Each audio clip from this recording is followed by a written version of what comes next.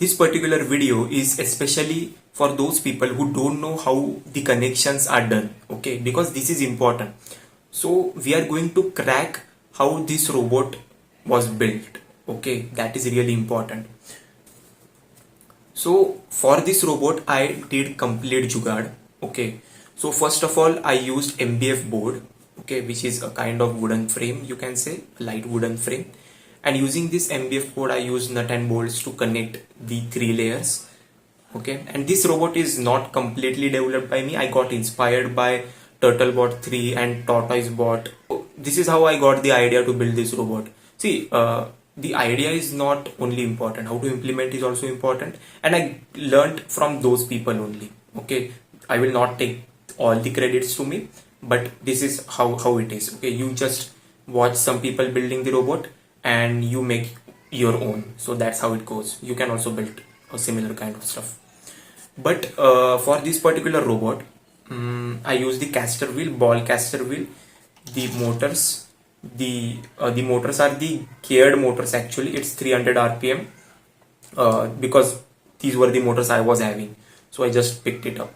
Then I am using lithium ion batteries. You can see here lithium ion rechargeable batteries, L2910 motor driver, and then Arduino Uno. Then we have Raspberry Pi 4B, okay, and the LiDAR sensor, RP LiDAR A1 emit, okay, it's RP LiDAR A1 emit. And how these are connected, that is important, right?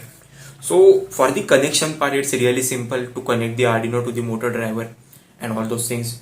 And so the battery is connected to the motor driver. The motor driver are then connected to the Arduino Uno. Why they are connected to Arduino Uno? Because how will the motor will be driven, right? It needs brain, that is microcontroller, right? Everyone knows about it. And then going to the microprocessor. So the ROS part is completely done on the Raspberry Pi. Okay, that is really simple. And then we are connecting the wires. The black wire here is of the Arduino connected to the Raspberry Pi. And then the LiDAR cable is connected to the Raspberry Pi again. So that's how it goes. And we are giving the power supply to the Raspberry Pi using USB to C using a power bank. So this is jugaad that I am doing. So using a power bank I am giving the power supply to the Raspberry Pi. But again you can use a battery here, use a voltage regulator, step down the voltage and give the power supply to the Raspberry Pi using the barrel plug. That is also one option, but I wanted to make a cost-effective board, so I just use the power bank. But again you can use the battery.